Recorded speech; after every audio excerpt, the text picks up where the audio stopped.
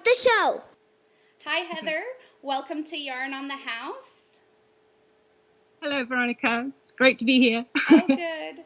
Why don't you start by telling us what you do and what you're all about? Well, I'm a knitter and a sweater designer, and I've been a sweater designer for quite a long time. I studied knitwear at Nottingham Trent University, and before that, fashion design.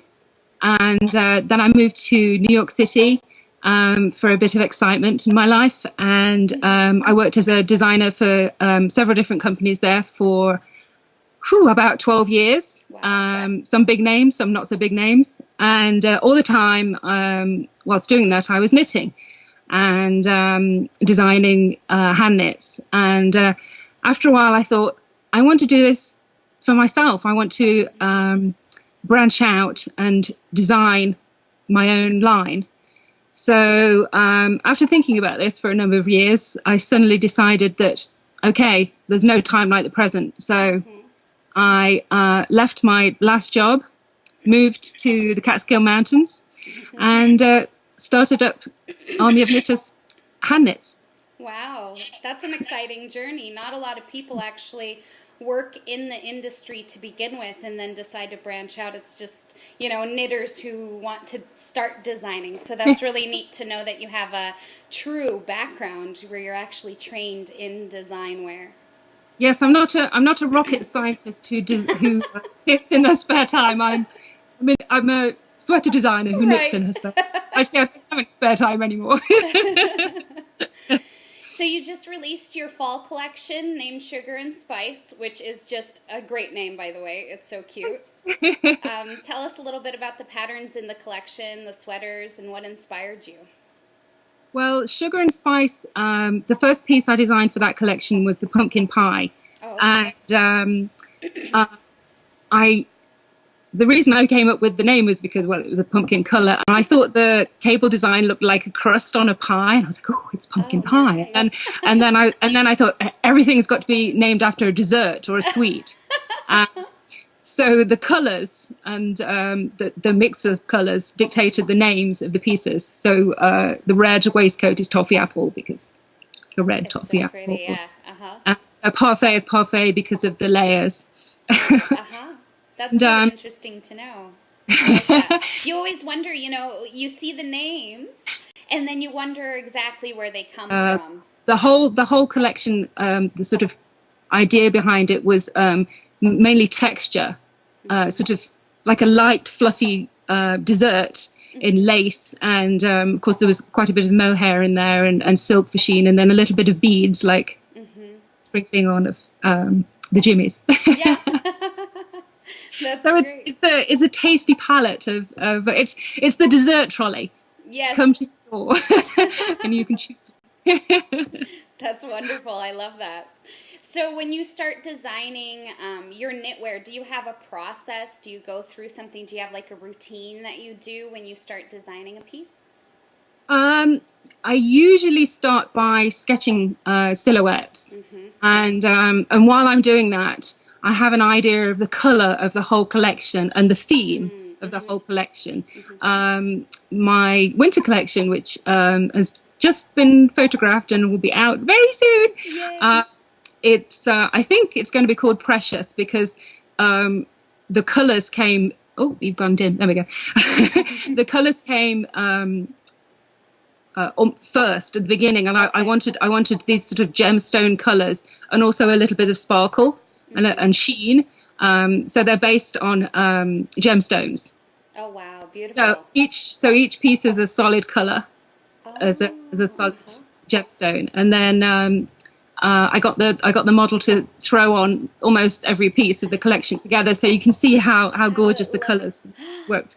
That's so neat. I'm excited to see that now. Me too. Yeah, that's great. I think in the knitting world, I love to knit with color, and you see these beautiful, gorgeous sweaters always out of these jewel tones, and so I think that's people's favorite. It's not just me. Oh yes. I'm a huge fan of saturated color, Yes, deep colours, and and actually, it surprised me when I was working with Chambord truffle, because the sort of pale, sort of oyster. Oh, it's Lucky. Lucky, come on. Yeah, introduce us to your doggy. The pale oyster colours and the pale pink is not me at all. But I just fell in love with this yarn and the mix of the silk mohair and the silk with beads together. It's amazing. So, do you have any advice for budding new artists out there, designers? Do you have a piece of advice? Do what you love. Oh, good. I like that. Don't follow what other people are doing. Just do what makes you happy. And where we all have different tastes. I mean, I try to be, in trend, follow fashion to a certain degree, because that's what sort of like the majority of fashionable people want. Yeah, right. Mm-hmm. Yeah, exactly. Want to wear and want to look like. But you have to be yourself. I mean, you have to have your own style. And if you love flare jeans when skinny jeans are in, wear flare jeans. Right. Don't be a sheep. So yes, it's very, very important to do what you love. That's a great piece of advice. So why do you knit? I don't think I can't. Yeah. I have to, like, I'm not knitting now. I don't know what to do with. I don't know what to do with these. What do you do with them? I'm not cooking or cleaning or all the other exciting things that I do up here. If I'm sitting down, I'm knitting. Or typing up patterns. Or typing. So I've got to sit. Yeah. So I've got to sit on my hands now because I don't know what to do with them. So yes, I knit because I have to. Because you have to. Because there's no other way. There's nothing else that I could do with my fingers. They have to keep busy. When did you learn to knit, and who taught you?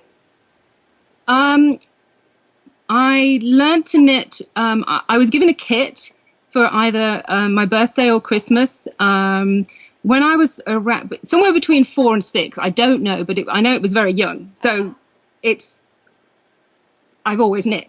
The kit, it was a very cute little kit. I can remember it. It came in a box, and there were 3 colors of yarn: yellow, blue, and red. Little balls of acrylic and yellow plastic needles, and drawn instructions on how to knit. Okay.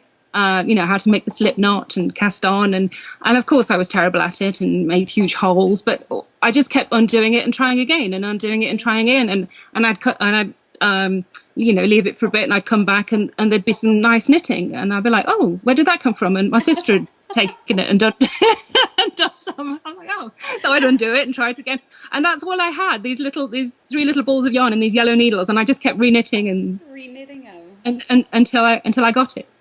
That's and great. that was it. Then all I wanted to do was knit. Yeah, that's awesome.